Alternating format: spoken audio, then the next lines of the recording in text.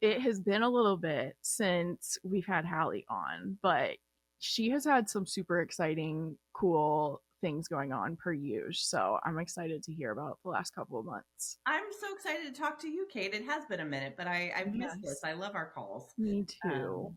yeah, so I just got back about 2 weeks ago, excuse me, from a 2 week vacation in Europe where I did 5 Scandinavian countries in 2 weeks. And Oh now my everyone there was like, you're not technically, Estonia is not Scandinavia. So I said that wrong, but it was Scandinavia adjacent. So I went to Finland, Estonia, Sweden, Norway, and Denmark. It was wow, amazing. Amazing. And it was like, I bet. it, in both Stockholm and Oslo, we like toured the libraries, which were these Mm, incredible community spaces that like oh, their city is investing in, which made me very jealous of. Like beautiful state of the art, like multi-story buildings where they've got 3D printers and these beautiful books, like oh, collections, and just really felt like you were in a place that valued literature, literacy, and the arts. hmm. And I was Maybe critical thinking too. critical thinking, and I was very jealous of being in a place where it was like, oh yeah, what if this was like state supported? I mean, I our know. libraries are, and our libraries are great here. I'm not shading libraries. I'm shading the fact that Mm-mm. our government doesn't Is support them the way that defunding. other places do. Yes. And so that was amazing. I went to Elsinore Castle, which is where Hamlet is set. And so they were doing like live, like you're taking a tour through the castle, and like somebody would like run in and like do a scene of Hamlet, some actors, and then like leave. Oh, Um, that's so cool. it was amazing. It was really Oh cool. my gosh. And How then did you decide on these places? so uh, I'm Or you can keep going if I oh no interrupted no your no. linear progression. It was a family vacation, so it was Oh, okay. actually like a more decided for the group. But Yeah. I would go everywhere in the world. So Right. like This is I kind of like they kind of wanted to go there and you were and I like, was like, let's do it. absolutely, let's do it. So Cool. um so it was amazing. It was Yeah. probably the coolest part. I really loved Stockholm. I thought Stockholm was a beautiful city, and we went to this museum there. I love museums, particularly like history and like natural history museums. So we went to this museum that was built around a shipwreck, one of the oldest shipwrecks that they've like preserved in the world, where the king, it's called the Vasa Museum for anyone interested. The king of Sweden at the time kind of wanted to like throw off some big dick energy towards his like cousin, the king of Poland. And so Okay. he was like, I'm going to build the most beautiful ship that's ever been, and it's going to be like ridiculous, and it's gonna have all these things about like Polish people basically like eating shit on the thing, and we're gonna drive it by Poland. I don't know why I said it Poland. It fits. Um, and it made it. But the thing was, so it's this beautiful carved ship, not seaworthy, and like he gave it to the guy, like the chief architect of ships or shipwright, um, and he basically was like, "Oh yeah, this thing is not going to swim." But when the king tells you, "I want this thing," you don't really get to say like no. Right. So it makes it 17 minutes out into the harbor in It this. takes. This is the 1600s, and it was they put Oh, too many cannon on top. It wasn't wide enough on the bottom, so you didn't have enough ballast to keep it down in the water. So it truly doesn't make it 20 minutes out of the harbor before it goes down. oh my gosh. Tragedy because people died, but it also meant that the ship was basically preserved in like the mud of the harbor. And so in the Mm, 1960s, they were able to like lift it up and bring it up, and it's like perfectly preserved. So it's wow. crazy beautiful. Like that's the museum. Like they have different displays about different stuff, but like in the center, it's just this like old, beautiful ship. It is crazy. Wow. It's beautiful. I didn't know it could stay preserved like in water. Yeah, it's basically because now this is the part where I'm like, I should have paid a little more attention at the museum. It was the mud and the things that it had kind of sunk into kind of like preserved it from the water, but it's actually aging faster now that it's out of the water than it was when it was sunk in, which is Fascinating. interesting. Yeah. You just all need to go live in the ocean. I know, right? Like, so we're all just gonna like go to Sweden and just be like, Yes. That is wild. yeah, it was really cool. It was beautiful. I'll see if I can send some pictures if I like include them in the show notes or if you want to see them even. Just it was crazy. Um but then in Norway, I would say the coolest thing I did was, well, there were a couple of cool parts. I mean, the whole trip was amazing, but we did a fjord safari.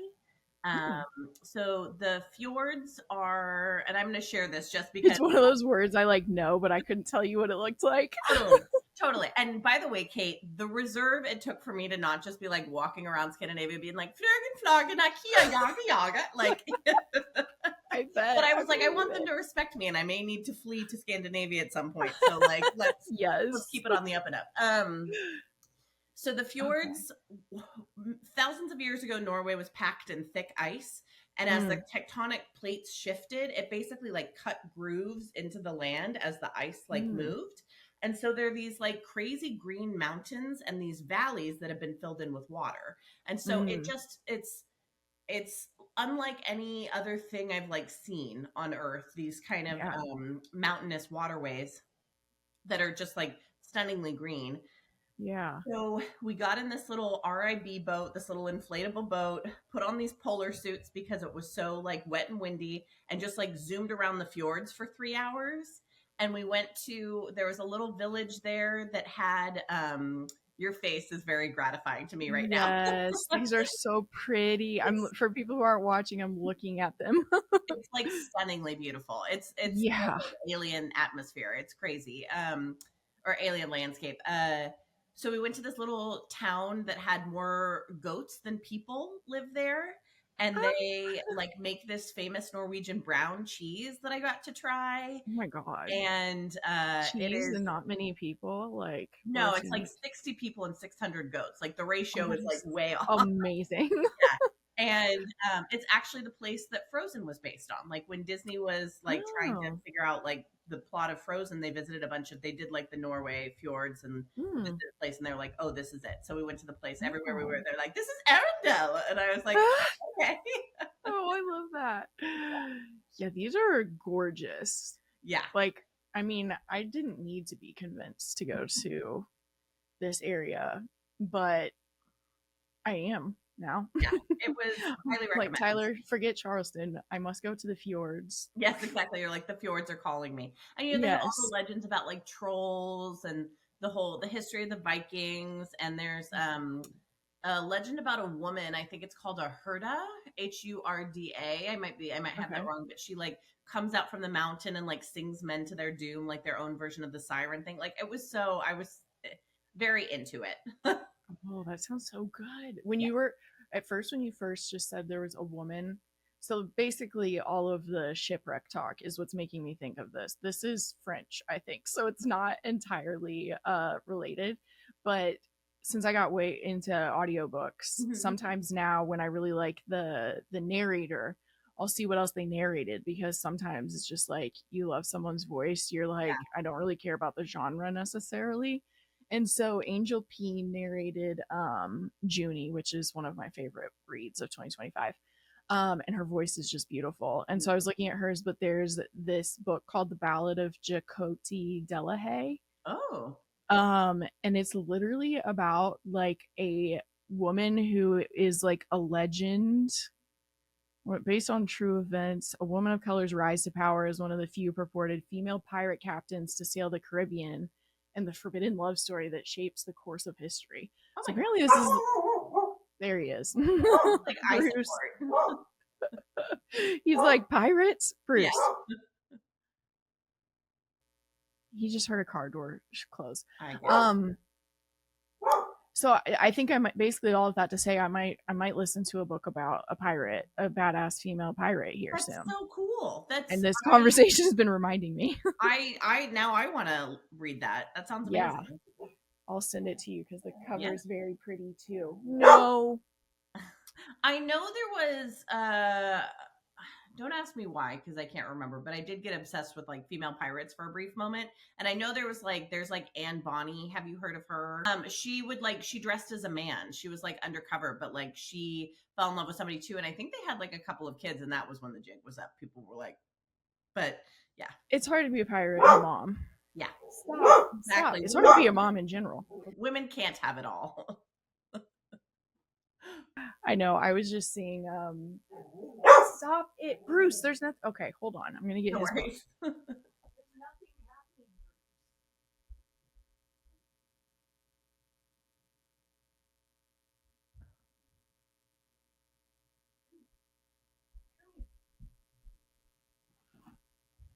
Come here. Yeah, you want a rawhide? You should want one. Here you go. You have to stop working. Okay.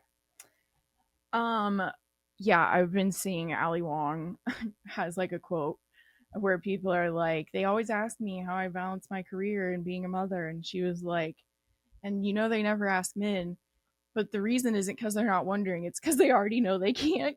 Right. They're like, we're assuming you don't, you know? True. Yeah. Yeah. For sure. So yeah, I might, who knows, I might get into pirates here soon. Just depends on what comes through on Libby. I love that for you. I love that for Yeah. you. Absolutely. Pirate girl fall. Yes. Yes. What else did you tell me? You say you go to a museum that was all about like sausage or something like that? I did not. Okay. But I love, now I'm going to say I did. I will say I ate some adventurous things. That's what it was. Okay. I remember reading that text like late at night. And so clearly I did not comprehend it all the way. But I like that. There's got to be a sausage museum somewhere in the world, or if not, I'll start one. I ate reindeer. Okay. Oh, yes. This is going to get a little sad. There's one in here that I always say, and then I'm like, ooh. I ate reindeer, I ate elk, I ate bear, and then I did try a little tiny bit of whale sausage. Ooh. How did you feel, like, flavor? Like, or like not knowing what animal it was, did you like it? No. And I mean, it was, I did know what animal it was. It was one of those kind of like, people do. Or I mean, if you didn't know it was a whale, were you like, oh, this is yummy? No. Don't need to return to it. Mm-hmm. People do eat it there. I think it's more like still kind of frowned upon, but it's like more part of the culture. But this was absolutely like the piece of whale I tried was like absolute. I mean, we're talking like the tiniest bit of whale, and it was whatever whale is least bad to eat. We'll say that. How about that, right? I wasn't eating Free Willy. But like it's more like a tourist thing. You know what I mean? Where they're like, here, like try whale, basically, so you can say that you tried it. Yeah. What is bear like? It must be red meat, right? Yeah, it's like almost all of them were prepared in kind of like more like sausages or salami type things where they've been like kind of dried and cured. And so it just had kind of like a more gamey flavor. It wasn't like I was it wasn't awful, but it wasn't like I'll return to this. You know what I mean? It's like I'm a person who it's like when you get the opportunity to try something unique, I'm sort of like, well, you know, I'm probably going to try it, but it wasn't something where like people do eat like bear steaks or like reindeer steaks. Like that's like a thing you can get. Although I think it doesn't happen as often as like the tourists think it does. But this was, I was just trying like little cubes of like reindeer salami that had been like, or like reindeer jerky is what it was. It had been like dried and kind of like, and it was fine, but it wasn't, I wasn't like, oh, I'm craving that. I'm going to away. I tried, I don't even know what it's called because it wasn't calamari, but when I was in Spain, when I was 18, it was like octopi that were like tiny and fried, like this big. And I did try it just to say I tried it. And I was like, how was it? It wasn't very good to me. It was kind of shreddy, like not in a shredded chicken way though. It's also like 14 years ago, so that could be who knows exactly what it was, but yeah, sometimes you're like, I mean, I'm here, I need to. Right, you're like, when in Spain, you know, like right. Yeah. It's what I try to remind myself of, like, if this culture has been doing this for years and years and years, so can I. Right. But there's Absolutely. stuff I don't eat here too, so I Sure, quickly sure. And moved past that. right, and I feel the same way. Like none of that is stuff that I would eat in like my normal life. It's sort of like Hmm. when you're here and it's on offer, it's like, okay, I'll try it. Because then I Right. can say I basically ate the whole trophic chain. Like I am the apex predator. You are. I keep saying it's not the same, but I do keep saying like people are, or someone was like, "You're marginalized too. You're a woman." I'm like, I am a gender away from the apex predator. Let's chill out. I am not marginalized, not massively. Not right. There's degrees of it, right? Like Yeah, like that's funny. I'm not sure. That's funny. Yeah, well, not as exotically. I did eat popcorn from a farm that grows popcorn with your friend Lane Fargo this week. There's a farm that grows. I mean, the high level note is Lane Fargo, and I want to hear about that. But there's a farm Totally. that makes popcorn. Yes. So she reached out and she wanted to do some content. For anyone who doesn't know, her book, The Favorites, Bruce has started acting up. He was like, "Yeah, you were gone forever that day." Oh, Her book, The Favorites, came out via paperback, in paperback, yeah, yeah. whatever, in paperback. And so if you're in indie, there's a bookstore I literally found out about this year, like maybe 4 or 5 months ago, that has a ton of authors coming in, which like it used to be I had to go to Chicago um to see authors. Mhm. But I've seen Megan Miranda there and Rachel Harrison and now Lane Fargo. I really wanted to go see R.F. Kuang because I did love Catabasis, but it was sold out very quickly before I knew about the bookshop. Sure. Anyway, she reached out a couple weeks ago, or I don't know how long ago. Time is crazy. What is time? And was like, "Hey, you're in the indie area, right? I think I'm going to be there for this launch." And so then she was asking about making some content for it. So she asked if we could do some content before the event. And so we did. Shout out to Wild Geese. They let us film there. I think Yay! it's going to look very cool. I'm sure. But then when we went to the event, the owners are so sweet, like very sweet bookshop owners. And she was so excited to tell us that the farm that the event was on, because for anyone who doesn't live in Indiana or like the very what we call the Midwest, but is like it's not even west, like we're like center and east, but what you think of when you think of the Midwest, fields and stuff. A popular thing in Indiana is now to like convert these huge barns into event spaces. You've probably seen some, I Yeah, don't mean this rudely, basic girls' weddings in them. that is But what exactly what I pictured. I was like, painted yes, string lights, tea lights. yes, Like, yeah. mason jars and fairy lights. Yes, that's the vibe. So this bookshop, it's a really small actual shop, and they get like 300 to 500 people for these events typically. So Wow. they always go to different locations. And so one of them is on a vineyard where they actually like literally like you can see the fields like out the barn window. And then this one, they apparently grow popcorn and probably other things as well. But she was like so excited to give us these little popcorn boxes. And she was like, "This was grown here."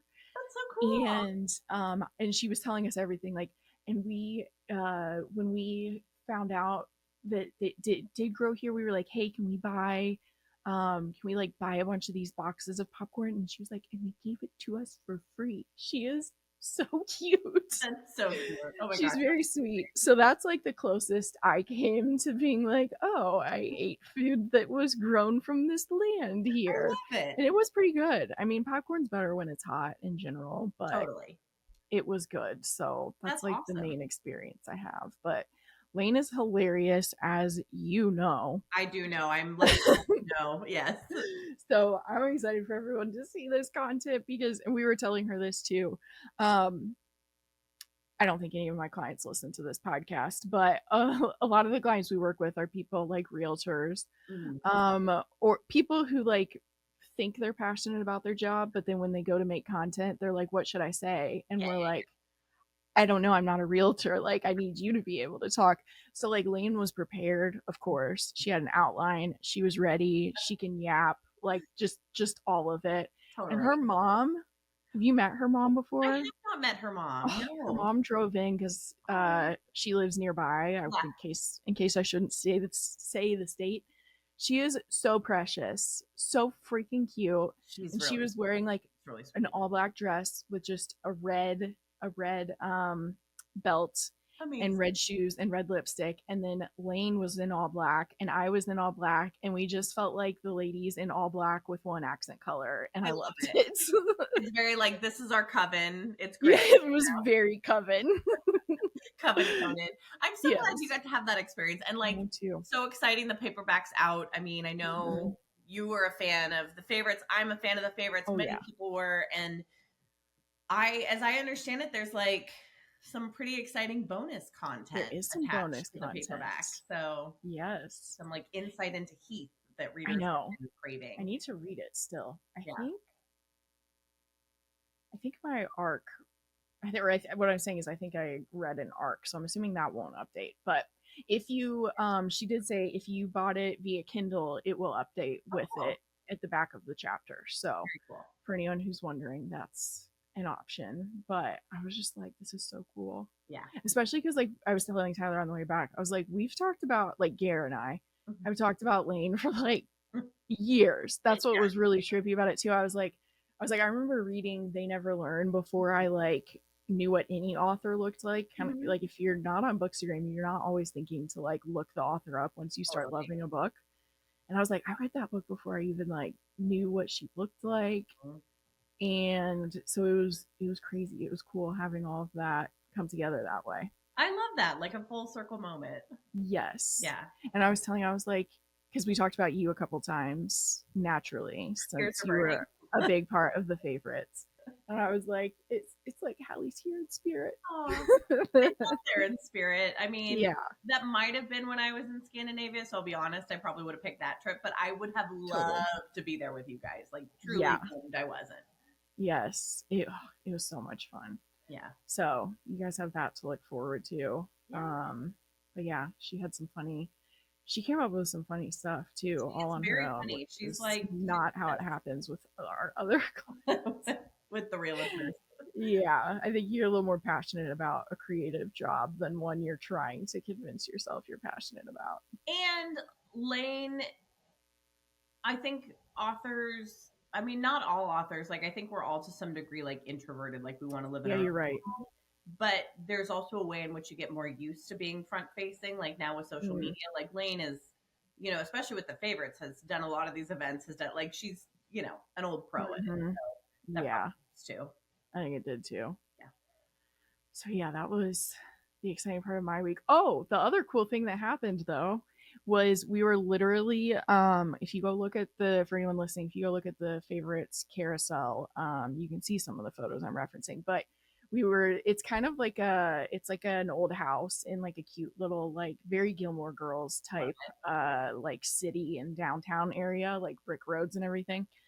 But it has one of those like huge porches as well. So we it. were taking photos and b-roll of her like writing on her laptop. I love And that. while we were there, Sagit Schwartz, my friend and co-narrator, texted me and she was like, Audible accepted our audiobook. So I was like with Lane at a bookshop, like when I got the news that we didn't have to do any edits. And I was kind of nervous Congratulations. because obviously it's my first one, and Yeah. Audible's really picky and they tell you it'll take two business weeks for them to like listen and approve it. And we Mhm. had no notes. So it was so cool having that happen at a bookshop with That's another author too. wonderful. That's exciting. I want to hear Yeah. about that experience for you. Like, what's Yes. that been like? And then also, has it changed your doing that as like a narrator? Has that changed your experience of audiobooks or like of reading? Mm. Like, has it like you're kind of in? I mean, you're reading, but in a way, you're behind the curtain. You're interpreting things. Like, I'm curious about what that's been like.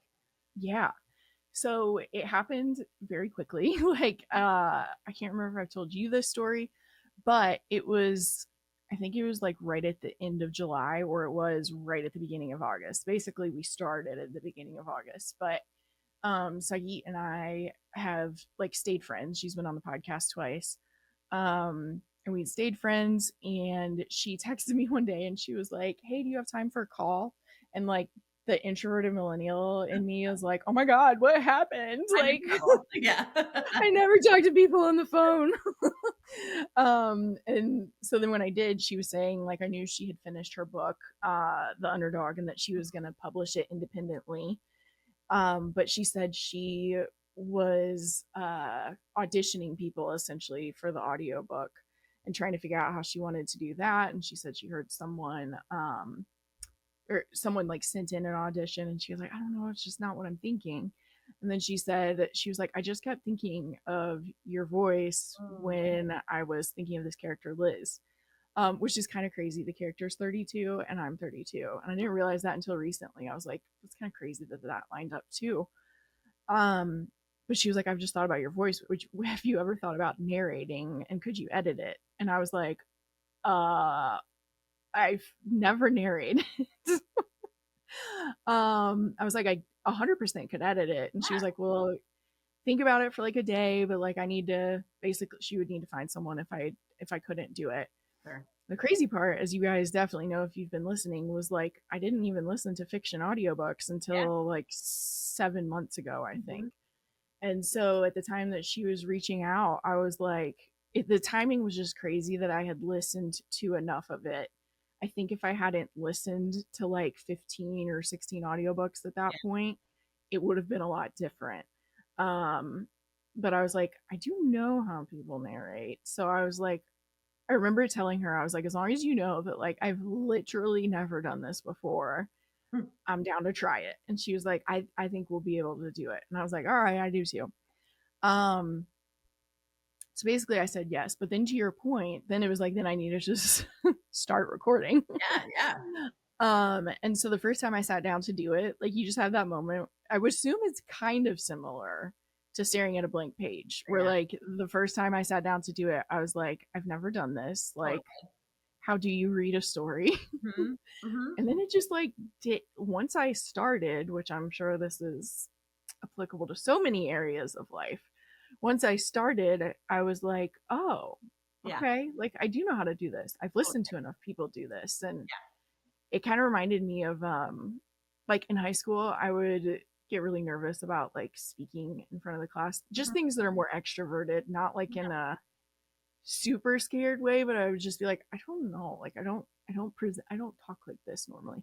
Totally. And I would think about people who I knew were confident and I would just act like them. Mm-hmm.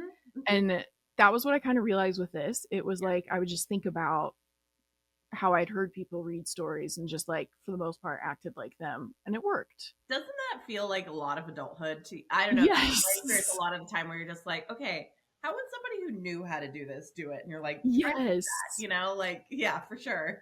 Yeah. It's kind of like I was just hearing one of my friends on her podcast talking about listening to a podcast called Shower Thoughts, but it's Schauer because the podcaster's last name is Shower. Got it. And she was talking about how like some people like manifesting sounds so woo woo, and so she will tell people method act, Yeah, like act like the person that you want to totally. be, like do that. And I was like, method acting is a good is a good example of that. Even what you're saying, like with adulthood, you're like just Yeah. act like an adult who knows how to do this. 100%. I have to do that about stuff where I feel like I have to be brave. Do you know what I mean? Where it's like Mm-hmm. just be like, okay, bravery is not the absence of fear. It's just like doing it anyway. Yes. So how would somebody who could just do it anyway do it and then just be like, I'm just gonna pretend I'm them. Like, you know? Yeah. Yes. But that's It so cool. works. That's so cool, I Kate. That's know. amazing. I want to hear more about it too. And like you have a very expressive voice and I could imagine that that like really lends itself well to I think that's format. part of it. And to answer your question of if it changed my listening experience, it was interesting because it doesn't now. Like we submitted it, I think September 16th was the day.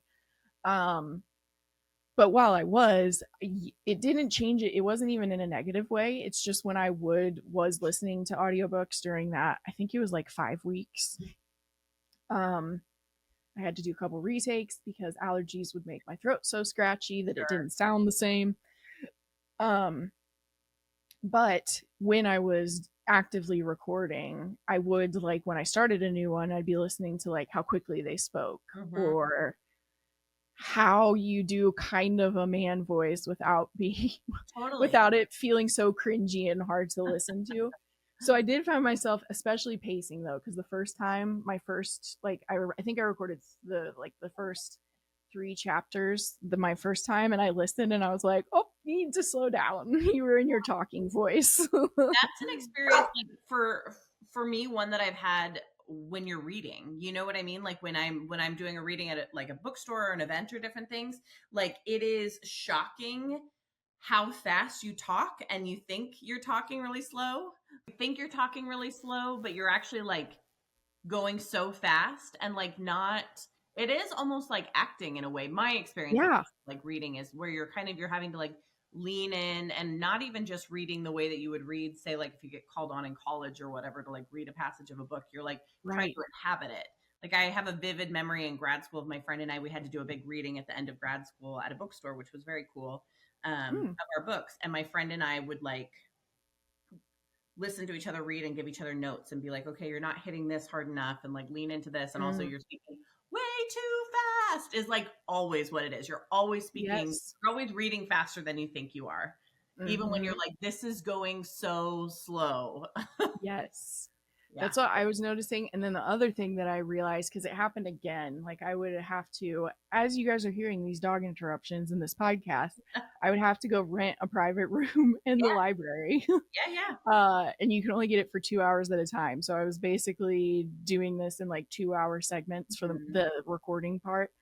Um, and there was one time where I like fit it in, but I was gonna have to leave by a certain time to go pick Tyler up, and it like the mindset you're in also affects it, because if you're like, I've got to fit this into my day and I've been doing tons of stuff up until now and then I need to leave and go pick someone up from the airport, you like, it was like that was probably my fourth or fifth one, and I hadn't had any issues with speed, and then I did have issues with speed again where I was like, girl, you need to slow down. So it's Right. like you also can't, I always joke about when I do my lashes, technically it probably takes like 15 minutes, Hmm. but I have to have like an hour of time because I say they smell fear. And the glue will just get everywhere if I'm rushing. So Totally. just all kinds of things to Oh, compare it to. totally. That's so true. Like that makes a lot of sense where you're just like, you don't want to be in that Hmm.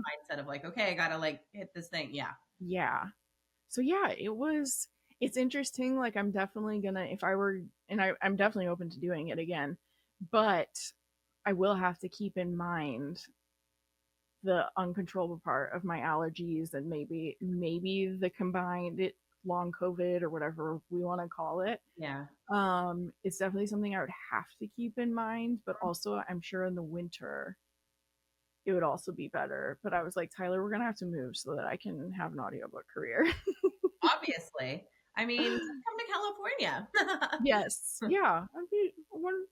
I have so many people I know there now. It's kind of crazy. I mean, it feels like it's calling you, I know. I think so beckoning. too. But yeah, I love the editing. I would love to do that, even just do editing in the future for anyone who needs an audiobook editor. So That love that you're we'll putting it out see. there too. Yeah, Mm-hmm. let's see, Yeah. make it happen. Yes. So it was, I can't believe how quickly it happened. I mean, it kind of had to, but every now and then I think back on it and I'm like, I just like did an audiobook in August You amidst did. everything else. It's Cool. kind of crazy. It's amazing. That's so rad. Yeah. Yeah. So that part was just really cool. I love And that. it's interesting too. We were talking about speed. I still can't listen above 1x. Yeah. And it sounds like 90% of audiobook people don't, like, once they start listening, they all are like 1.25 is the lowest or is the slowest I can do. Hmm. Not the case for me. I I have not gotten into audiobooks, Yeah. not because not out of any like for sure it's reading. You know, there's that Mm. like Oh argument yeah. people have. I think that's Hmm. crazy. It's reading. It is. Because and I have this fear and it might be ungrounded and we might have talked about it before, but like when I listen to podcasts all the time, probably too much, probably like affecting my Same. writing how much it's I like listen to podcasts. But what I like about it is that like a lot of the time if I dip out of it, like if I start thinking about something else or doing something else, like it doesn't really matter. I'm not like, oh, I missed something, or sometimes Yep. I'll go back. My Hmm. fear is that I'd be listening to an audiobook, have that happen, and be like, I imagine it would take me like 4 times as long because I'd have to Yeah. keep like going back and being like totally spaced out during that part because I was doing the dishes. Yes. What happened? Like, Yeah. That's what I've so mine's like if I'm doing chores, I'm pretty typically fine. yeah. Um but I was actually it's funny that you said that. I just started a book called Blood Over Bright Haven. Oh, And good title. if by ML Wang. If dark academia, witches, feminism, Yes. anti-colonialism Yeah. all sound good to you Yeah. in a fantasy wrapper, you need to read this one too. I chapter 8 for anyone who has read it, one of my favorite chapters I've read in my entire life. Just the way it deals with it also is dealing with religion, and delusion and kind of religious psychosis. So very, very, very timely. I think it came out in 2024 or 2023. I can't remember, but it is, I would say, eerily timely. But what I'm really learning is humanity has always had these really shitty moments. So it's kind of like, of course, dystopian fantasy can always connect with things that are happening, but it has a complex magic system. There's Mhm. like a lot of kind of like thought experiment, philosophical, theological stuff to it. So this was one that I started to realize sometimes if I'm working and it's not on a video, like if it's images, um, I can listen to audiobooks. And this was one that I was like, no, this is one where like I can't even be working to listen to. So some of them are, you do have different experiences sometimes too. Oh, totally. That makes sense. Yeah, That makes sense. That sounds great though. That book sounds really interesting. I it need to check is so good. And I really got into Chuck Tingle via audiobooks as it out. well. Amazing. I Like know. the his more mainstream stuff or the like Not his like silly covered ones that okay. like I think are maybe short stories, Yeah. but like in the last month I've listened to Bury Your Gaze, which is like it is like the studio but gay and horror. Love it. So if adding that in, but like so many rants that are very much in the style of the studio. Amazing. Um so that was the first one of his I listened to, and I was like, this is amazing. And then I got Camp Damascus really quickly on Libby. Mm-hmm. So I listened to that one shortly thereafter. And that one is if horror was at a gay conversion camp. Ooh. I mean, So, isn't it truly like mhm. in general? Yeah, do you even need to say the horror Right. part? And it was fantastic. There were multiple times where I was like, wait, is this play about us? With the female main character. And then I just listened to Lucky Day. I finished that like 2 days ago. Huh? And that one is like if if if you wanted to explore nihilism Mm. with like speculative fiction and horror together, he just has really unique books. um so I got really obsessed with those as well. And then I just so he is anonymous is where I was headed with this. Like if you follow him on Instagram or look him up, he wears this like pink canvas bag. He's kind of like the marshmallow of authors. Totally. Just wears this bag over his face. And so I'm obsessed with him and I have no clue who he actually is. And then this author, ML Wang, she's anonymous too. And she just Really? write it says she loves writing character driven standalone fantasy novels, which explains why I'm really loving this one so much, in Wisconsin. So she just lives somewhere in the middle of Wisconsin and we don't know Interesting. who she is. So this is my year of audiobooks and anonymous authors. I love it. That's really cool. That's interesting. I mean, I knew Chuck Tingle was, which probably does come out of his, line of books that are like my T-Rex billionaire boss. Yeah. It's so random. Yeah, they're and which are hilarious and like earned him like a big following because they're so kind of over the top. Um, but it's interesting. I didn't know Emma Wang was. That's interesting. Like it's like a teeny teeny tiny room, which is Yeah. fine. But like the only lights are fluorescent lights. And I would literally like when I was recording the audiobook, I would turn the lights off because I was like, I'm not sitting here in fluorescent flickering So light. totally like that's aggressive. You said you went to a mortuary as well. I You've did. just done all the cool things. So there's a story about a couple of those things, but kind of the one of the overarching themes of my fall. I was going to ask you how writing is going, Oh. and for me, I got a little bug here now. I'm like a little like, Oof. for me, I've been struggling a little bit, and so something that I'm trying to do is more what Julia Cameron in The Artist Way calls artist dates, which are like basically like things to feed your creativity. So I have a couple of different things I'm trying to do. I was curious if you're doing anything that you feel feeds your creativity, but one of the things that I'm doing to feed my creativity. So I'm trying to do a better job of I've made a group of writer friends in LA, and we're going out to dinner together once a month. And so it's Ooh, me, Amy Meyerson, who has a great thriller coming out in December, January, if you have any interest of having her on your podcast, but it's coming out. It's yes. Thomas and Mercer, and the like Amazon imprint, and it's phenomenal. Like Union. Is that what that is? I think she's with Or Thomas and Mercer. okay. Um, and Oh so yeah, it's you said that. no, it's all good. And then Amanda Pellegrino, who wrote Smile and Look Pretty and The Social Climber. Um, Mm, and then Stephanie Roble, who wrote Darling Rose Gold and The Hitchcock Hotel. So we've been. I need to listen to the Hitchcock. Hitchcock. No, go on. I was about to say, I was like, oh, Hitchcock. And then I was like, well, that's not right. It can't have cock in it. And then, so you and I both are like having a moment.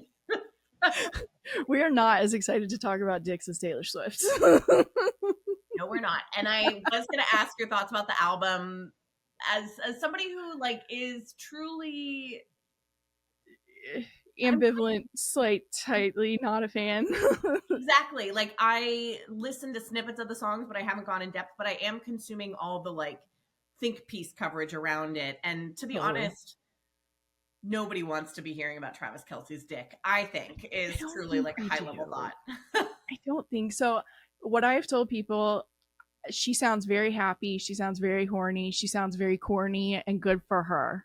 You know, like Totally. I'm not going to shame it, I guess is like what I'm Oh no, saying, but like there won't be much on repeat for me from this album is just like kind of the truth of fair enough. it. And she love that for her. I think like totally fully digressing into Life of the Show I know. and like All I from have Hitchcock. opinions and I like haven't even listened to the album, which is like really a millennial hot take. Yes. Like not gonna shame her for it. I think like in our culture is moving towards this like sex negative thing, I like agree. interesting. And so I think it's like in a weird way, I'm like, it's probably good overall that she's like I know. more of that, but she doesn't seem to have the sort of like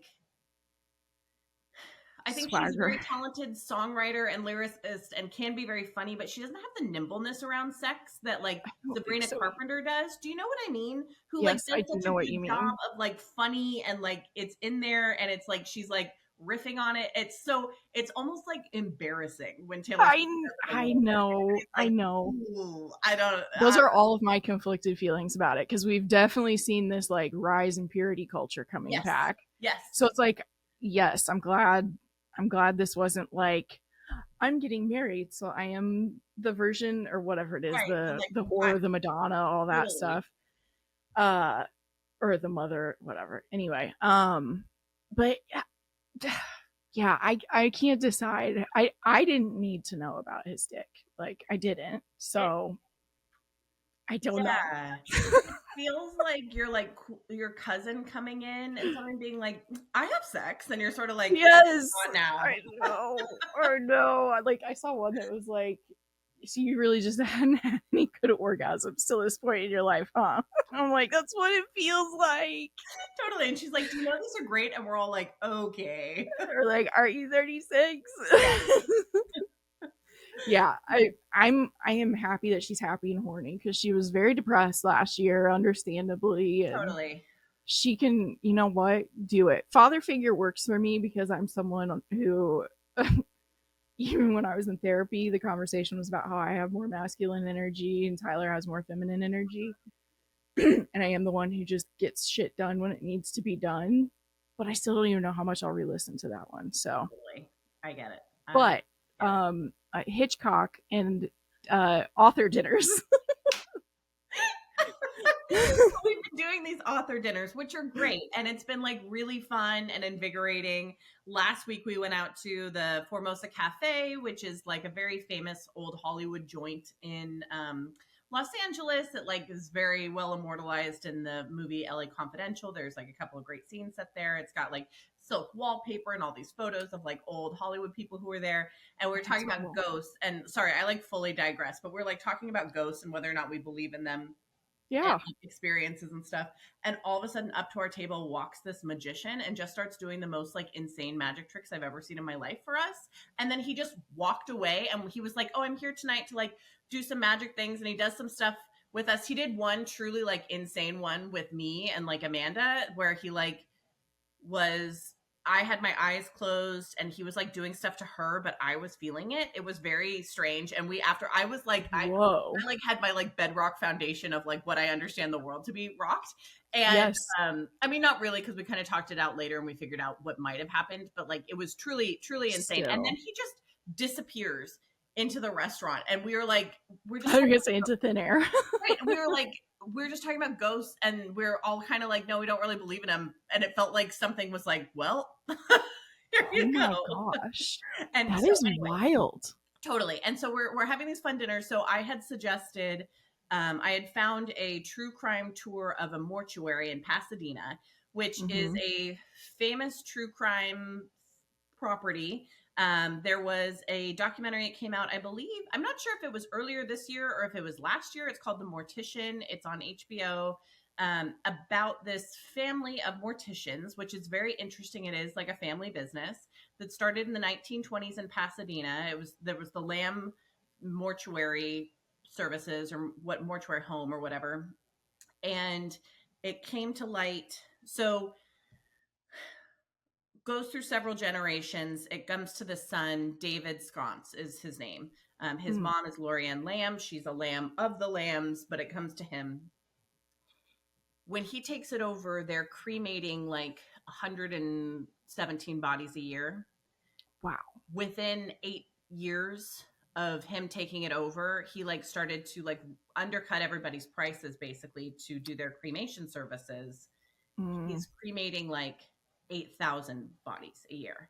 Wow. And people are well aware that he cannot be doing this legally and properly because they So do I was like, there's 365 days. I was trying to do that math. doing the math and they're like there's no if he's doing it the way that he should be doing it, which is individual cremations, all this stuff, there's no way that that's happening because they just don't have the facilities. Like they even moved to like a different facility thing, but like there's just no, it's too many.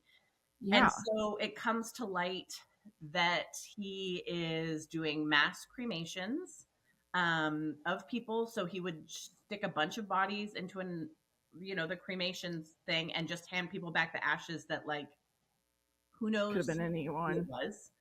Ugh. And they're like stealing the gold like out of people's like fillings, or if they wanted to be like burned with like a ring or something, they're taking all of that and like selling it.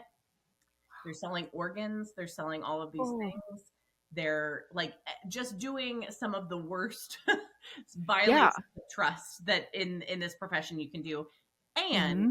he's potentially linked to one murder that never gets really tried for. They didn't have the evidence for, and it is a little bit circumstantial, but it is there's some threads that you have some questions and a couple other, and there's a hot mic moment that happens in the documentary that is truly shocking. Oh So my god. all of which is to say, I felt very lucky that I had found this group of friends who, when I sent them, like, hey, do you want to go tour a haunted true crime mortuary? They were like, absolutely, let's go. So, Yes. so we went, we toured it. You can go to Stephanie's Instagram and she has pictures up of like, they took us to the basement where, I don't remember if that's where they did the embalming but there's this big stain on the floor that they're positive is blood. And it's just like, and right now it's like an electrical services plate, like company is, Whoa. I know. So they've taken it over. So by day it's this, but like by night they run like true crime tours and escape rooms, which I was like, that's a bit much for me. The escape rooms, That I would don't be need to see. scary. That's like, um, Whew. still doing it at this place that is very visibly once a funeral home. Wow. It was creepy. It That's was really wild. fun. Yeah, I don't know if we have we go back and forth with our HBO subscription, sure. but I need to reinstate it if It's we don't have it's it. it's gruesome. I will say that. Yeah. And I like I'm not like I just have to say that as a disclaimer because Yes. um It's a lot. it's a lot. And there's like some things they tell you and like things you see that you're like, but like it's fascinating. It's a very well made documentary, and if you don't know the story, it is a fascinating story. That's crazy. Yeah. That would have to be like 30 bodies a day ish.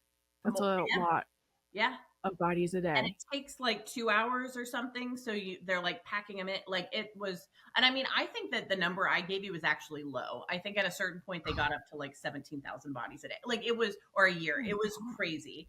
Wow. And like, so people who are in the industry are like, we know something's off. But there's Mm-hmm. something interesting that happened. If I remember this correctly, he like this case is the reason why legislation was passed saying that this couldn't Mm-hmm. happen because they like struggled to figure out how to charge him because Mm-hmm. there were no laws on the books that you couldn't do this even though like course you shouldn't, so they Right. have to charge him under like different things because they're kind of Mm-hmm. like we've actually Right. never had this Kind of like before. AI doesn't have like all the regulation yet. Right, right. I mean, it's less bloody, but Yeah, totally. wow. So Yeah. did you get inspired? Which is kind of a funny follow up, but you we're know talking about thriller writing. not directly, although there is something that my brain is like very fixated on the idea of like a family business mortuary because Yeah. it's so he talks about he saw his first dead body when he was like a kid, like you grow up around it being very normal, and this guy is Mm-hmm. clearly some version of a sociopath, but like Right. um but I And don't it's so conflicting because like in some ways, like when I read stuff about how our culture has like gotten so scared to talk about death that totally. like kids don't even you grow into an adult and you're like you just haven't thought about it or been near it. So it's like there's that and then and then there's like being a sociopath and just not being bothered by it. 100%.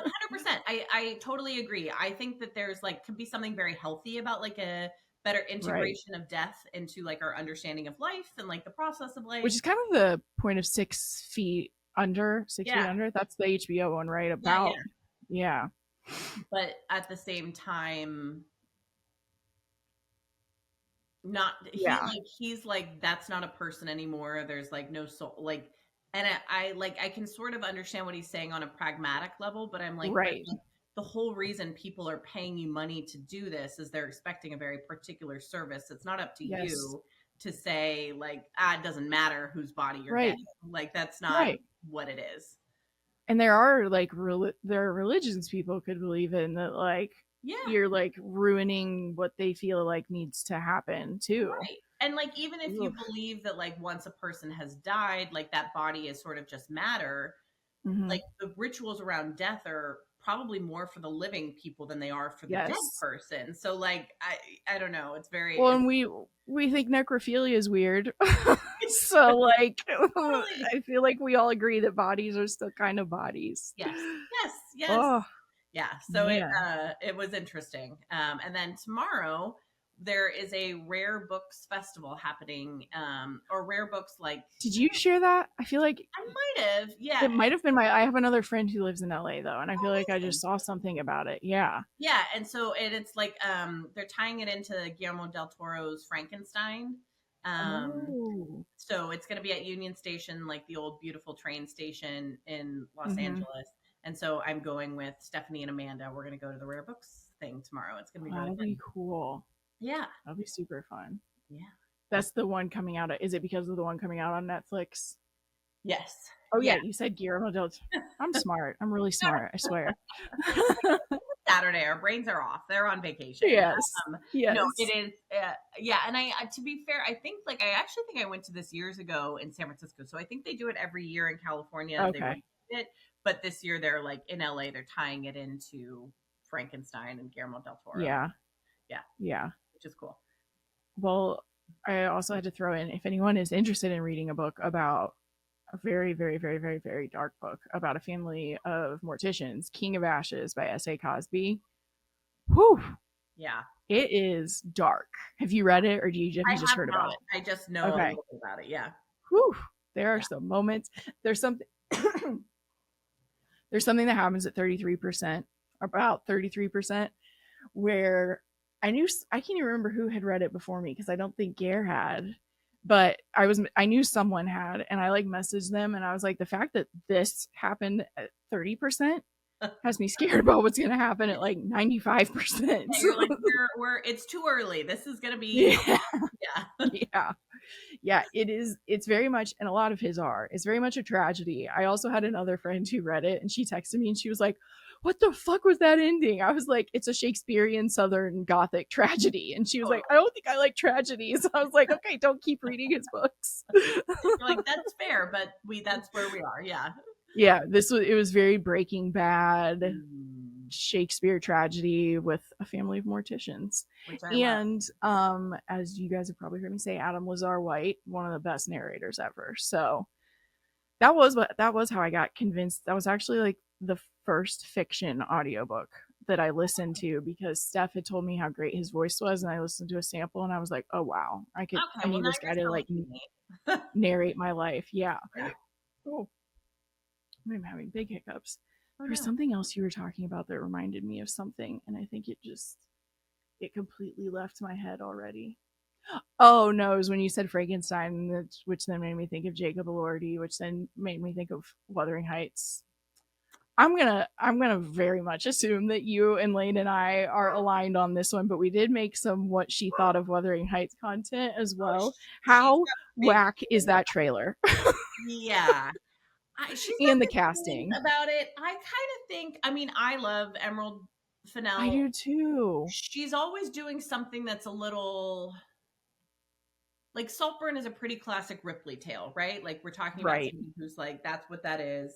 But Mm-hmm. the way that she like pushes the boundaries of that, I know. it doesn't totally shock me that she's Wuthering Heights has sort of become this thing.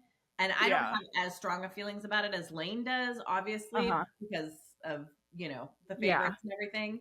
Um, but I do very much see I think I'm totally in alignment of like canonically Heathcliff is not white. And Yeah. so Can we that's a stop? strange and it's like a thing that is even more resonant now. Although I I guess know. you could make a different point of like but I mean I think the point of the novel is that like Heathcliff becomes monstrous not because he's born monstrous, but because of Totally. how he's treated, and part of that has to do with his ambiguous race. Um, Yes. but I could also potentially see in 2025 being like, well, we can't make the man of color be like the villain. Oh, okay. Yeah. Which, but I mean, I don't think that's a good enough reason not to like Right. do that because I think you could explore it in a different way, and I think Emerald Yeah. Fennell is perfectly capable of doing that. But I wonder if that was like Totally. a consideration. I think it was probably much more cynical than that. It was probably like Jacob Elordi, the hot kid, like he's I got to know. be, I know. I She's also like, I am like, like working with him. I don't know how you feel about this. I think Wuthering Heights is unfilmable, personally, Oh, that's a good point too. because I think it's too You do dark. need the interiority almost sometimes too. The interiority and it's too dark. It's a love story, Mm. but it's not. The same way that I actually think Gatsby is really unfilmable. Like it's hard to make Oh, even though I actually did like the Baz Luhrmann version of it in some ways, but like the novel is like critiquing the excess and it's like critiquing all of this yes. stuff. And so it's hard to make a satisfying film out of it, I think. Uh huh. And I think I the same know. is true of Wuthering Heights, even though I love that book. I just think it's It's a like, really good point. I don't know. We'll see. Yeah. Yeah. I wonder. At least with one of the Wuthering Heights, I wonder if there's a way because you could include more interiority in like a limited series than a book. Yeah. Yeah. But still it's so hard. It's like you either lean into like you level constant narration, or Hmm. you have to do something like reading their journal entries or something while they're Totally. writing it. It is just harder. Or you have to make But like I would imagine what you would do, and I feel like some people would miss this or wouldn't care, is like you have to make the like visuals of like the moors and everything so symbolic of like the yes. character's interiority and like reflective of what's happening, which I think Emily Bronte was doing. Mm-hmm. But I think Yeah, that's it's kind very of like desolate. yeah, and there's going to be like a whole swath of audience that's just like, I don't care about that. Yeah, Like, bring me back the yeah. like sexy like Heathcliff, like I know.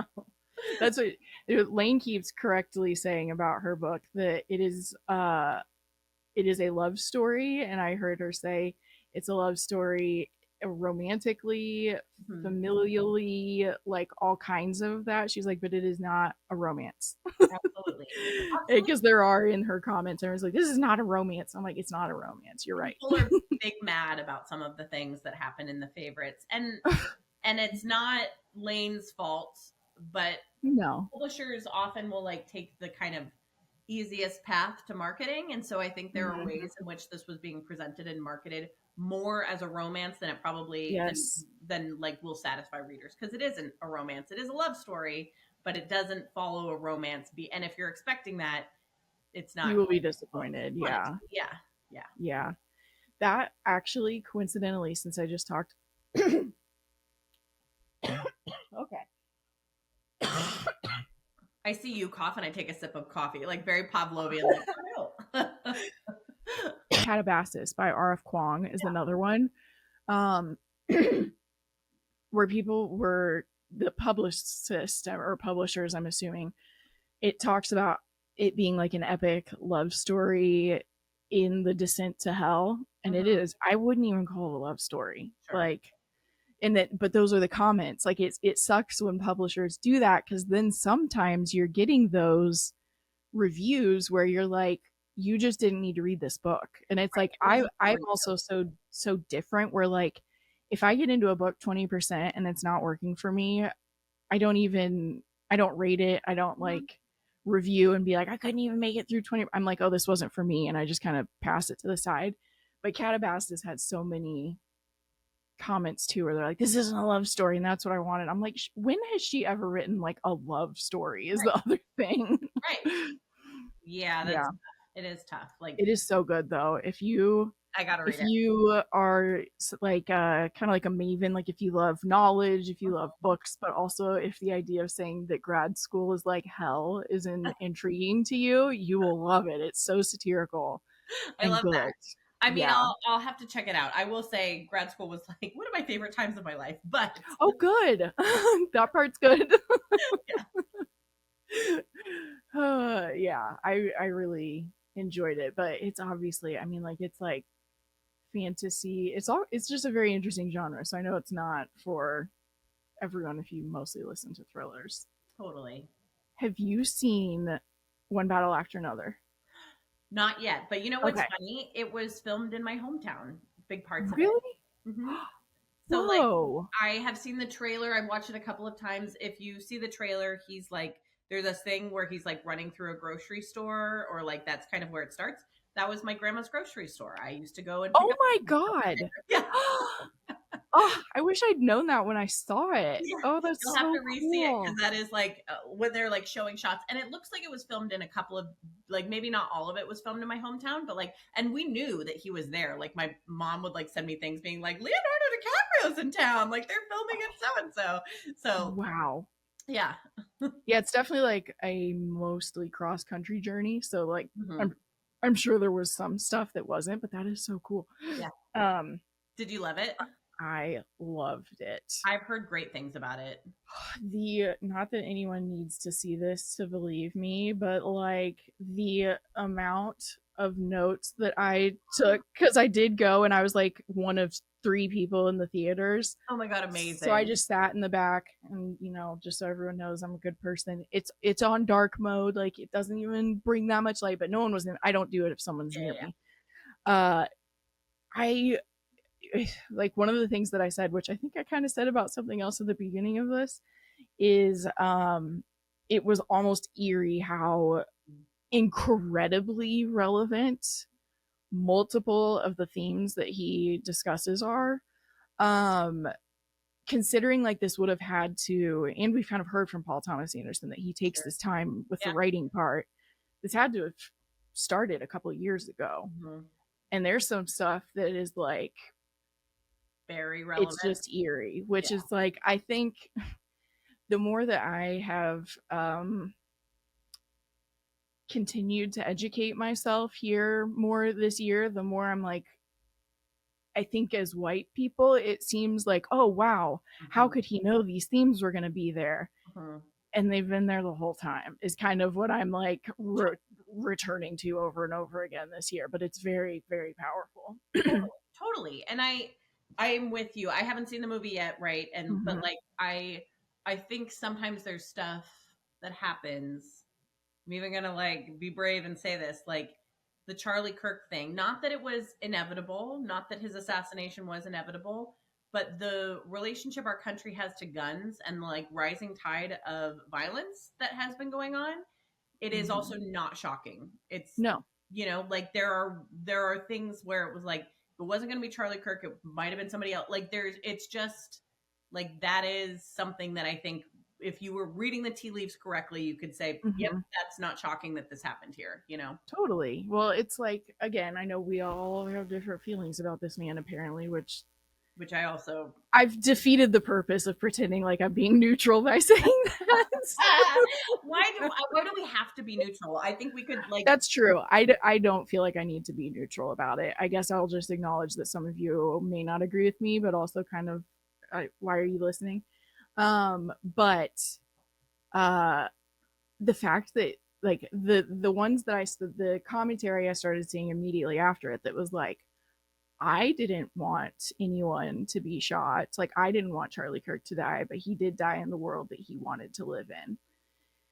And that's how I feel about it. Like he was so nonchalant about children dying in schools. yeah. And if anybody wants the clip, I have links because I've talked about it and people like to argue with me. So I have links if you want links. Yeah. But It when is he said a couple well years ago, documented. it's all over the place. Yeah. It's all over the place. Yeah. And no, context hasn't changed anything for me so far. No. But when he said that, like, when there was I don't even remember which one it was because there are so many school shootings, but a Yeah. couple years ago, someone asked him about it, and he said, unfortunately, I believe that that the price to pay for our God-given freedoms is losing some lives to gun death, gun violence.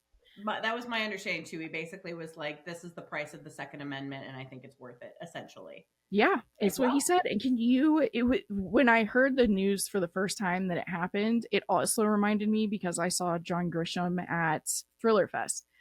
And why can't I think about which one it is? What is the now the title just left my mind. He has a book where it's like the whole premise is the father of a daughter who was raped hmm, kills the man who raped her. hmm, I don't know why I can't think of the title, but people probably are thinking of it right now. And I remember when he was talking about it, there was this like woman who stood up and was like, I just wanted to tell you that like my grandmother was raped. And like when she read this story, this was like the first time she ever felt like someone understood how angry you should be at someone for that.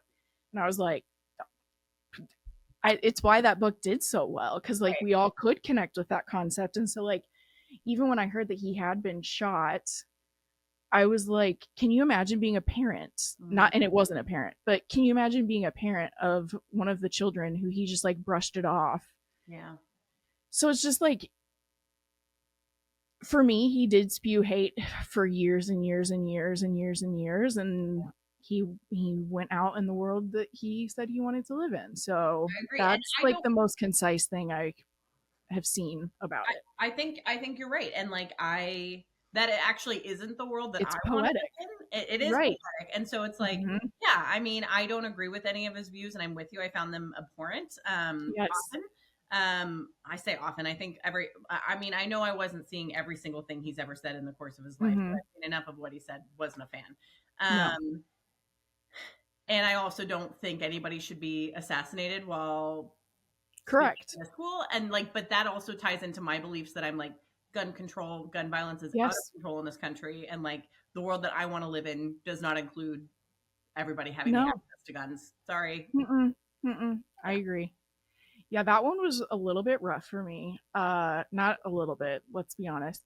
Um, actually, though, this kind of dovetails because you're asking me how writing is going. Yeah. And when I was doing the audiobook, like I'm behind on like all kinds of TV. Like it was what I did with the bit of free time I had. And I was okay with that Mhm. becoming it was so fascinating because I went from saying like, I think I'm going to try to grow Bookwild to be even more profitable so that then writing can kind of like take Sure. up more space in my mind. I like said that and then I get paid to do an audiobook that next month. So I was like, okay, this is cool. That is cool. The Charlie Kirk thing for me. So again, if you've listened, you know I have religious trauma. Hmm. Um and I've worked through quite a bit of it, obviously, and I have good coping mechanisms for the most part. However, white nationalism and specifically white men feeling like just saying God wants me to do this is like, Fascism. Yeah. yes, not a fan. Not a fan, me either. And just so many red flags go up for me with that kind of stuff. Like I didn't like this man before. There were some people who didn't even know about him, and then all of a sudden they're like, "But I love him." I'm like, okay. Anyway, what happened for me? I'm like trying. I can speak. I'm allowed to speak. Yeah. Um, I knew there were lots of racists Hmm. in America. I was Hmm. aware of that. I Hmm. knew there were a lot of Christians in America. I did not know. There were a few people where I was like, Yeah. What? I did not expect that from you." And it did shake me up. Like Yeah. I'm okay. And like I always want to, when I'm talking about this stuff, per my joke about me being a gender away from the apex predator, I am not the one being persecuted the most in Right. this country, hard at all, at Hmm. all.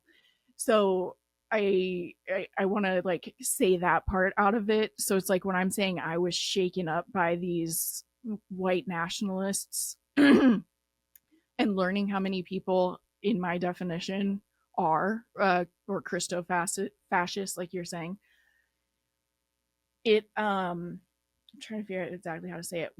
My dad we all went to therapy. My whole family did. I went no contact at like 19. And that finally made my mom like, "Oh, we should all go to therapy." We all started going to therapy. She couldn't handle the truth very quickly and she quit therapy. I went no contact with her again. My dad stayed in therapy for a couple more years. And then once he got remarried, um, and we were having to work through some deeper stuff in therapy, like both things happening at the same time, all of a sudden he just wasn't as into it anymore. And he called me one day and said he wasn't going to come. And I was like, I don't understand why. Cause like he had like built this whole thing about I am staying with the kids and like I am doing it and their mom is not. And I am willing to do therapy. He knew I would cut him off if he stopped. Yeah. And he called me and said he was going to stop. And I was like, why? And he said, well, I think she's dangerous for our family. And I talked to God about it. And God said, we're not supposed to go anymore.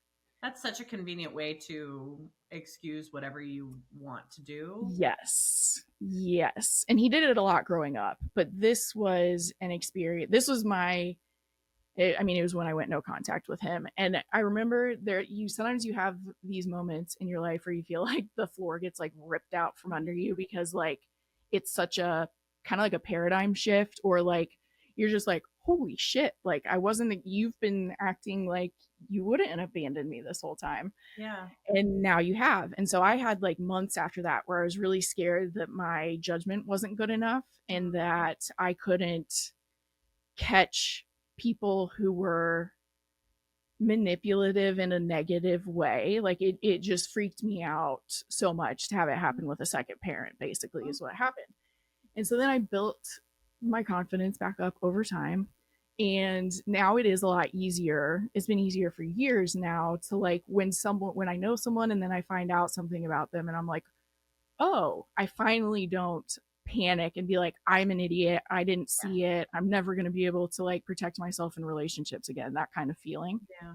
And there were a couple, so this is what that felt like. I hadn't had that happen in a while. Yeah. And I had it happen with a couple of people where like it again, it wasn't like the panic that I used to have. I am a little differently adjusted now, but it was that same feeling where it felt like the floor got yanked out from under me. And I was like, you too? Like, Yeah. I didn't think like people that I've like taken advice from, had very emotional conversations with, and it freaked me out again. Yeah. Um, Understandable. Thankfully, like I keep saying, it's like I'm not trying to make any of what's wrong with America about me. However, it was freaking me out. And so then I was like, okay, this is getting to me a little bit. What what are the things that have made me feel good in dealing with like narcissists and Mhm. gaslighters and that Mhm. kind of stuff? And for me, even in college, it was like Reddit threads are what made me feel like, oh, I'm not crazy. This is abuse happening in my Yeah. family. Yeah. And so it was knowledge that got me to the Mhm. point that I went no contact with mom. And then Mhm. everything happened from there. And so I started to realize, I was like, oh, that is what can ground me now. Yeah. And so that's what has me reading a lot more nonfiction as well, and or social horror. I think it's why I've been drawn to that. For me, that like grounds me and Yeah. feeling like I am consuming information that I can fact check, or like books that even have references. Mhm. Mhm. Basically, I got to a point where I was like, this helps me feel grounded in an age where, like, to me, there's very clearly like Christian narcissism happening too. Like Yeah. that, the idea that some leaders, not all, some pastors,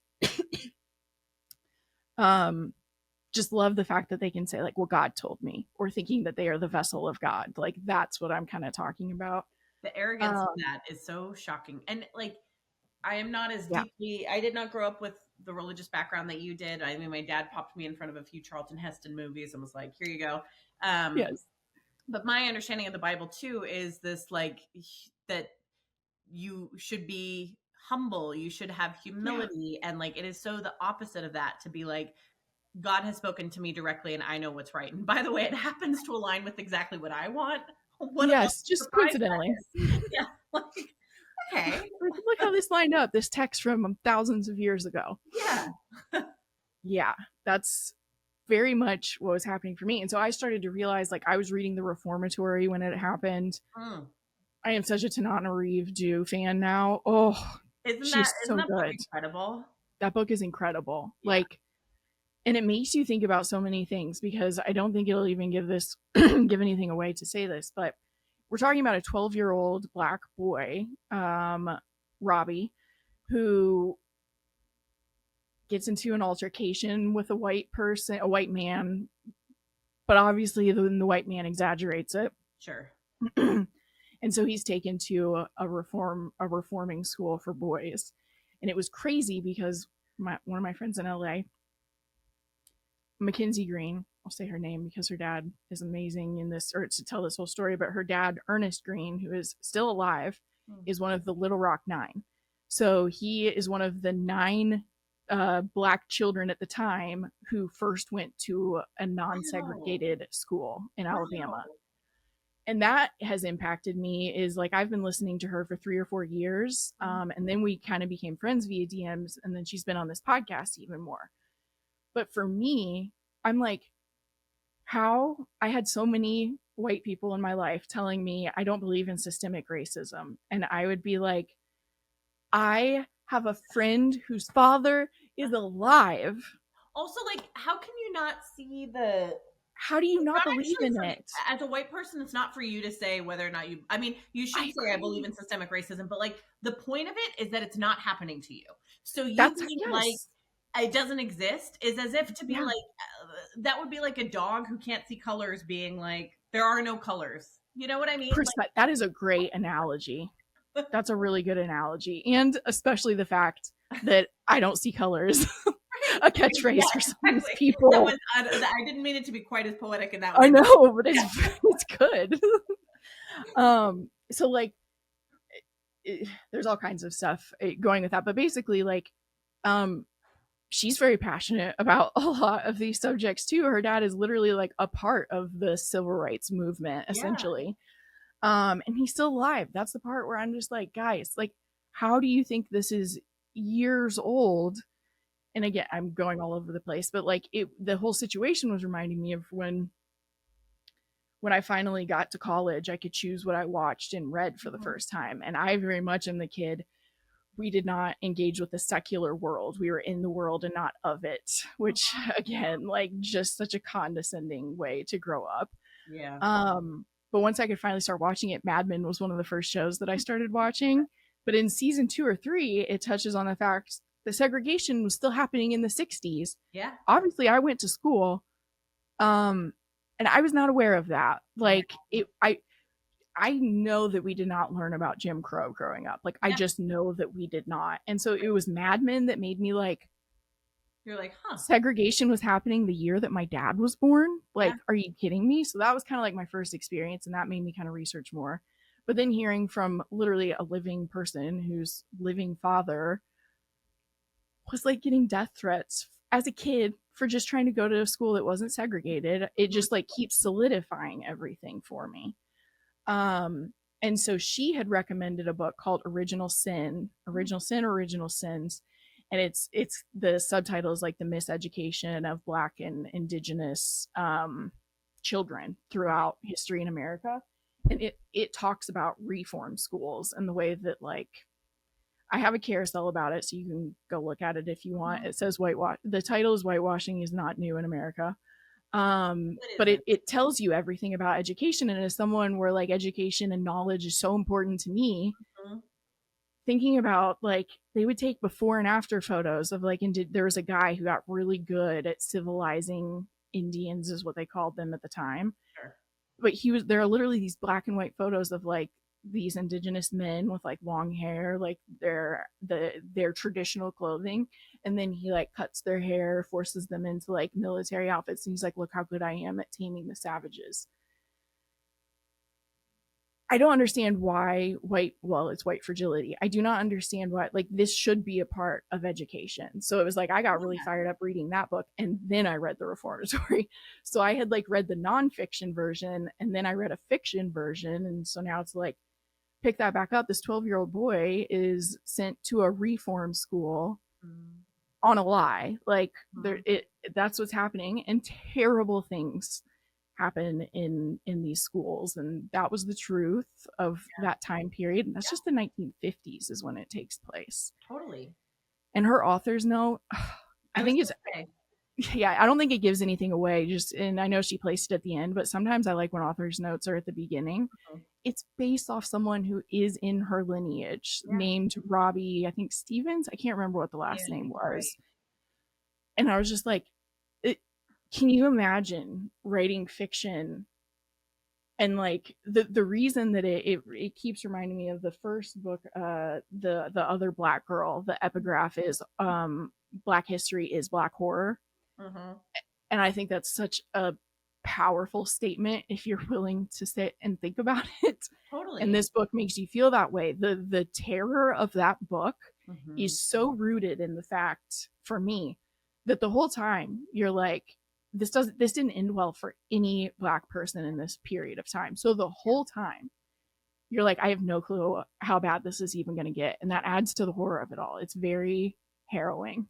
It really is. um and so I was reading The Reformatory at the time that all of this Charlie Kirk stuff happened, and I was just like, and then I'm hearing from people in my life where I'm like, you don't believe in systemic race? Like, what do you mean? So, wrapping this all of the way back to how is my writing going? I It was a long and beautiful and worth it roundabout. I love every okay, second of good. it. I am pretty sure that I'm going to, which is what I was talking about at the beginning of the year, pretty sure I'm going to cut back on my author interviews, and I want to do a continuing ed series, is what I'm going to call it. I love it. So I have been drafting out like educational videos that I want to do, and I'm lit right now. I want to try to keep it neutral because my hope is that some of these people are more ignorant Yeah. than they are racist. And Yeah. obviously, calling someone racist doesn't fix the problem anyway. Right. So I think I'm going to be doing continuing ed, is what I've kind of been writing out, because I feel passionate about it. It feels like something I can do that makes me feel like there's something to do. Yeah. And then it makes me feel solid gaining information has made me kind of feel like I can protect myself against gaslighting. So Yeah. that's my that's my I love that. long I love rant. that. I think that's beautiful and like so needed. And I don't know that this is where you're going with it, but something you Mhm, said in there when we were talking about the reformatory, the thing I was thinking too was like based on a true story. And there are other narratives that talk about this in a nonfiction way. And I think those are very powerful. But I think the power of fiction is how much it makes you feel. And so mhm, I think, particularly with like Black horror that's rooted in like real life stuff, there is a mhm, way in which that is so powerful because it can make somebody have the empathy that even reading the historical stuff maybe should, but like doesn't. But like mhm. being in Robbie's mind, being with him, seeing him, worrying about him is so Oh, like I'm such like a still valuable. getting chills. I know it's like it's such a valuable way to connect to that history and like It is. should be required reading, I think. That's how that was what I said when I finished. I was like, this is what needs to be required reading, not like Dostoevsky. Sorry, like his is good too, but like in America, maybe we should be reading. The kids should be reading this Yeah, instead agreed. because Because it's it is harrowing. like that is. I mean, I know for me that's like a huge way I found different pathways to empathy was like Yes, glimpses into other people's lives and like exercise that muscle and like made you understand what it might be like to be in somebody else's shoes in a really evocative way that it's hard to access all the time, just like going up being also like yeah but I gotta like clean my house and do this other stuff, where you can be in your own yes, bubble. Yeah.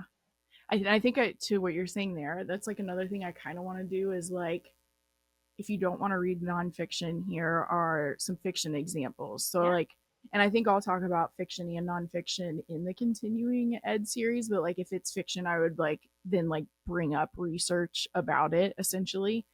But I have been thinking about because it was just such a wild experience reading Original Sins, Hmm.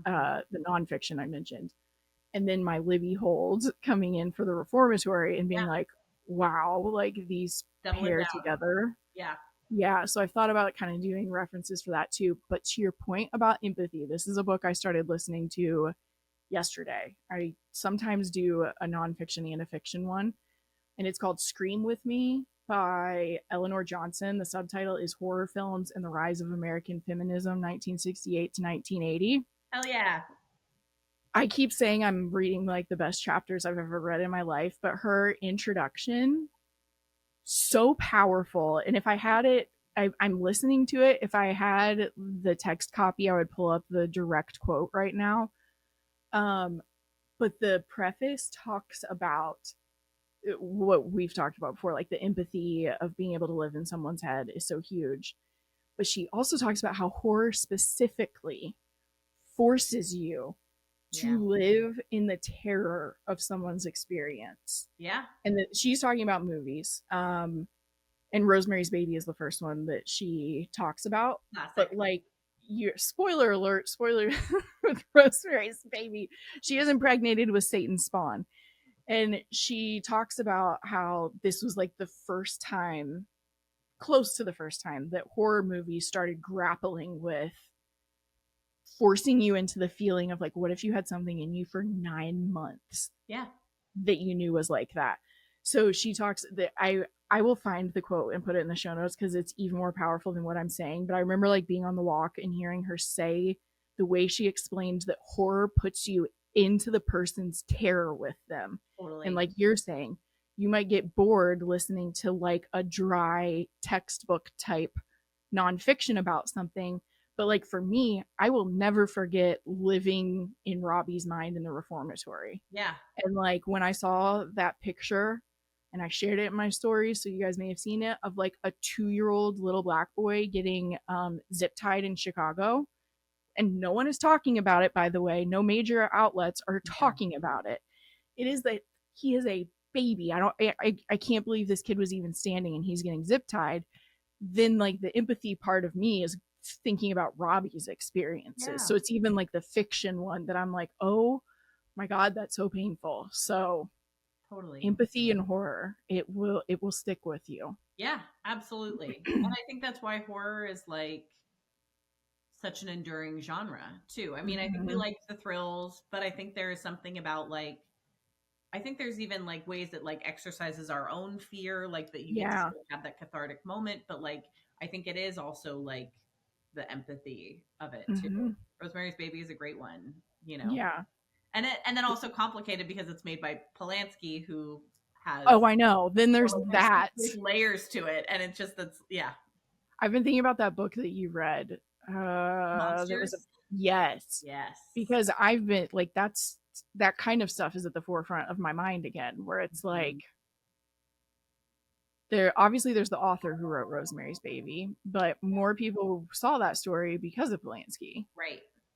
and you're like, okay, the Yeah, world is and not black and white, unfortunately. no, and it's such a complicated. I mean, I think it isn't in some ways. Like Polanski did rape that young girl, and he admits it. And Yes, like that is what happened.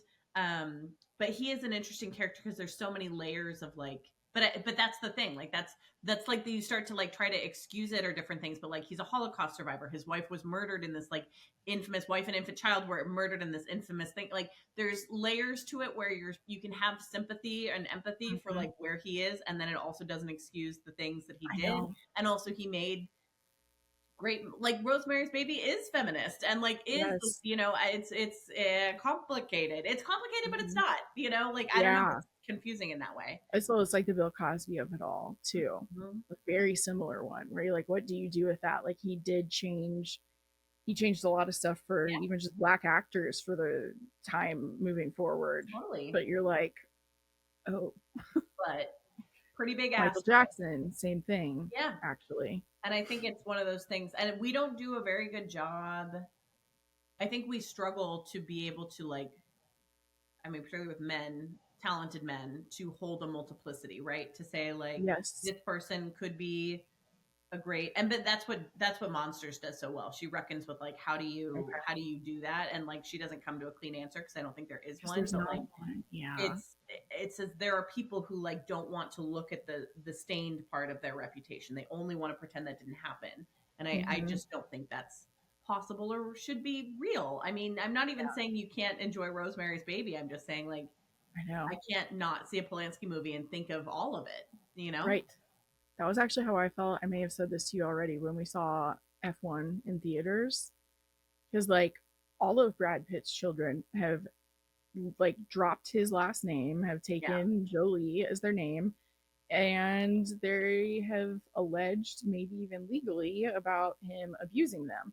Yeah. And so, as I was sitting there in the theaters, I was just like, it was making me think of, like, what would it be like to be the children of him? And that movie was plastered everywhere. Like, you saw it everywhere. And what would it be like to be like wishing your dad could see what he did to you and be honest about it? And everyone in the world is like freaking out about his movie, and you're seeing, I'm sure it was all over LA too. Like, you're just seeing it everywhere. So He's complicated. an interesting one because he has so clearly won the public sympathy in the divorce. Yep. And it is, I feel like, only recently that people that I'm seeing more think pieces being like, hey, is Brad Pitt actually a piece of shit? Like, and Yeah. I don't know what happened on that plane. I We don't believe her. either. I mean, we don't know. And like, but it is, I'm I'm not saying biased this is some because I there were people who didn't believe me about my parents, so I'm 100%. biased too. And Hmm.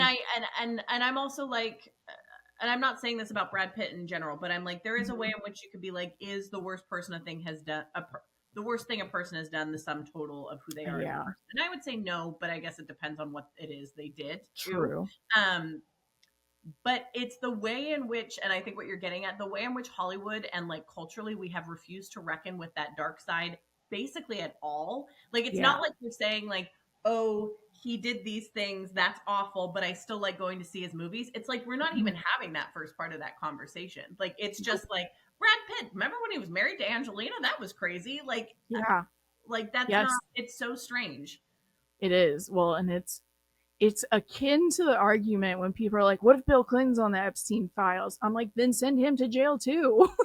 Same. I know. I feel like there is like a strange partisan thing, and I felt that way thinking about like Hunter Biden or whatever, where it's like I think there is a view sometimes. Now we're getting like super political about stuff, True. but whatever. But like, It's where we're at.